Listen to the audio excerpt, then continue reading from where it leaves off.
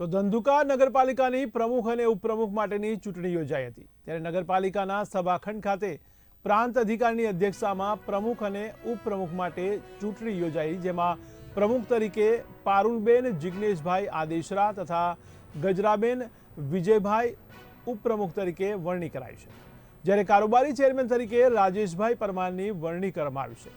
ત્યારે ચૂંટણીમાં તમામ સભ્યો હાજર રહ્યા હતા। ત્યારે આ વરણી થતાં જ ભાજપના ચૂંટાયેલા સભ્યો અને કાર્યકર્તાઓએ મીઠું મોઢું કરાવીને ખુશીઓ વ્યક્ત કરી હતી, જ્યારે કોંગ્રેસ પાર્ટી તરફથી વિરોધ પક્ષમાં શહેનાઝબાનુ મોદનને પ્રમુખ તથા જયેશભાઈ રાસમિયાને ઉપપ્રમુખ તરીકે વરણી કરાઈ હતી।